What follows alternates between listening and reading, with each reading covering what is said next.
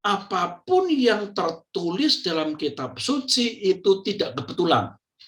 Apapun yang dilakukan Tuhan Yesus, catatan-catatan tentang Tuhan Yesus itu tidak kebetulan, tetapi semuanya adalah berbicara mengenai penyingkapan nubuatan, ya, atau penggenapan nubuatan Mesias dalam perjanjian lama. Termasuk tidak dicatatnya masa remaja Yesus, masa pemudanya Yesus, kok tiba-tiba dari kanak-kanak, kemudian diberitakan lagi, udah dewasa. Video saya kali ini adalah hendak merespon mengenai video yang viral pernyataan mengenai Mongol Stress, di mana Mongol Stress itu membandingkan catatan-catatan sejarah mengenai Tuhan Yesus dibandingkan dengan Nabi Muhammad. Mongol Stress mengatakan kalau Nabi Muhammad itu cakep sejarahnya. Dari kecil lahirnya, terus sampai besar, sampai kemudian menjadi nabi, sampai mati, ya semua tercatat menurut Mongol Stress. Sedangkan Yesus, nggak cakep menurut Mongol Stress.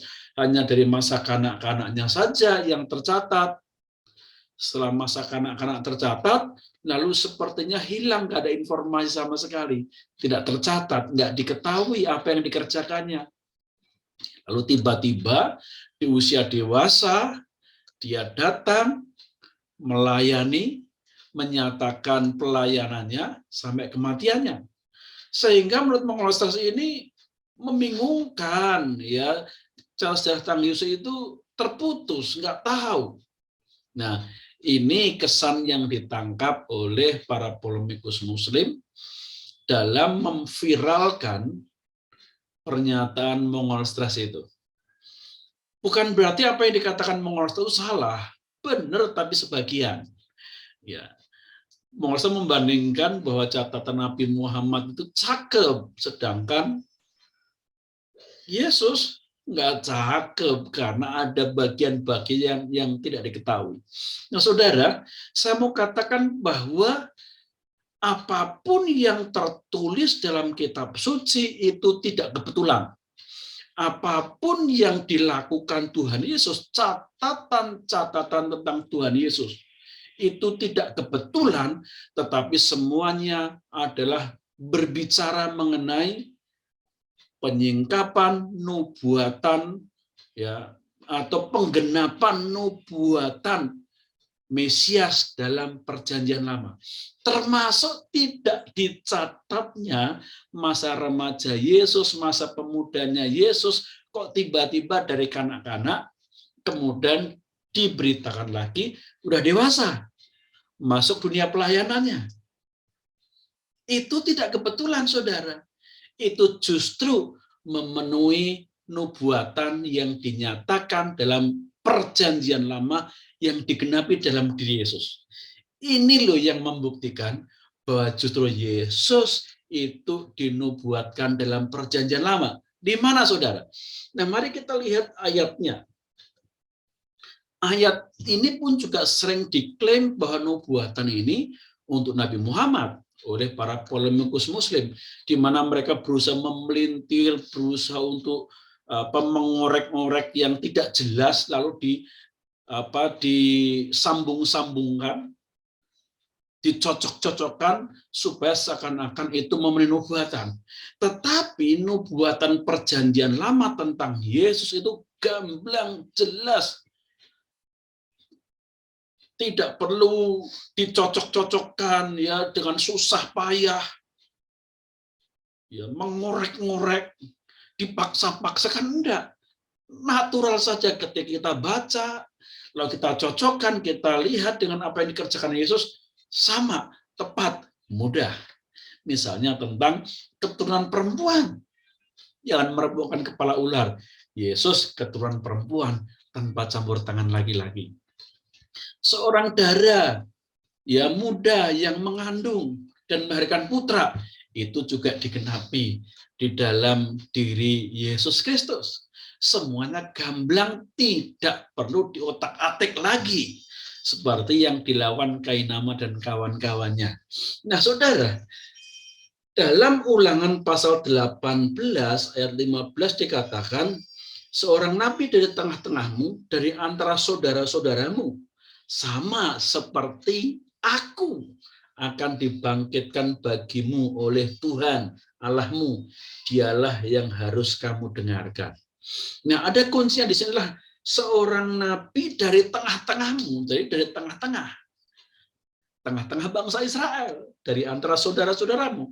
Nah, seringkali diklaim bahwa itu adalah nubuatan buat Nabi Muhammad. Memangnya Nabi Muhammad dari tengah-tengah bangsa Israel? Kan tidak ya. Dia di Mekah, ya dia tidak di tengah-tengah bangsa Israel. Ini saja sudah jelas gugur nubuatan itu. Tidak sesuai nubuatan, hanya dari kata dari tengah-tengahmu sudah jelas. Ya, tidak memenuhi persyaratan nubuatan ini. Tapi Yesus jelas dia dari tengah-tengah bangsa Israel sendiri, dari antara saudara-saudaramu, dari antara saudara-saudara Bani Israel, suku-suku Israel, di antara suku-suku Israel itu sama seperti aku, sama seperti Musa, akan dibangkitkan bagimu oleh Tuhan Allahmu. Dialah yang harus kamu dengarkan. Lalu dalam ayat yang ke-18 dikatakan, seorang nabi akan kubangkitkan bagi mereka dari antara saudara mereka seperti engkau. Nah, saudara, seperti Musa ini, pernyataan seorang nabi yang akan dibangkitkan seperti Musa, mempunyai tanda-tanda khusus seperti Musa, ini diulang 2 kali. Artinya bahwa nabi ini mempunyai ciri-ciri seperti Musa. Musa ketika kecil menghadapi peristiwa pembunuhan para bayi dan dia selamat. Yesus juga menghadapi peristiwa pembunuhan bayi dan dia selamat. Semua nabi Israel tidak ada yang mengalami ini, hanya Yesus yang mengalaminya. Sama seperti Musa. Nabi yang dikenal muka dengan muka. Dikatakan bahwa Musa itu melihat wajah Allah, dikenal Allah, berbicara langsung dengan Allah tanpa perantara. Yesus berbicara dengan Bapa tanpa perantara lagi karena dia firman-Nya Bapa. Tidak ada perantara lain lagi. Sedangkan Nabi Muhammad ada perantaranya, yaitu malaikat Jibril.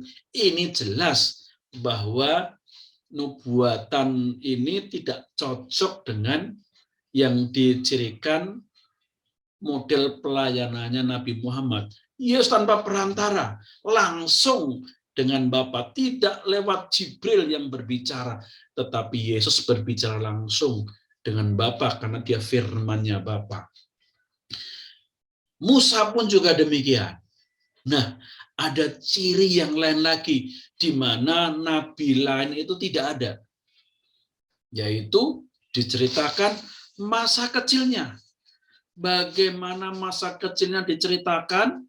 Nabi Musa diceritakan, Yesus diceritakan.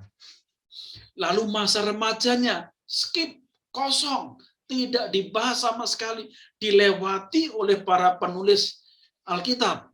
Nabi Musa mengalami hal ini.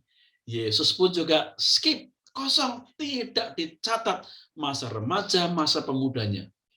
Baru kemudian masa dewasanya, Musa mulai dicatat kembali apa yang dikerjakannya, ya peristiwa-peristiwa apa yang dialaminya, tujuan pelayanannya, berita yang disampaikannya, semuanya dicatat di masa dewasanya sampai kematiannya. Demikian juga Yesus. Setelah skip, kosong dari masa remaja, pemuda, tidak dicatat sama sekali, tiba-tiba langsung dicatat masa dewasanya, pelayanannya, dicatat apa yang dikatakannya, berita yang dibawanya, semua dicatat. Ini membuktikan bahwa tidak tertulisnya masa remaja, masa pemudanya Tuhan Yesus itu tidak kebetulan, tetapi memang itu untuk memenuhi nubuatan nabi yang sama seperti Musa. Kalau dikatakan bahwa Nabi Muhammad tercatat teruntut semua dari lahir, kanak-kanak, remaja, pemuda, hingga dewasa sampai kematiannya, artinya Nabi Muhammad tidak memenuhi kriteria dengan yang dinubuatkan ini. Kiranya apa yang saya sampaikan ini menjadi berkat bagi saudara semuanya. Shalom Aleichem, haleluya. Tuhan Yesus memberkati saudara semua. Amin.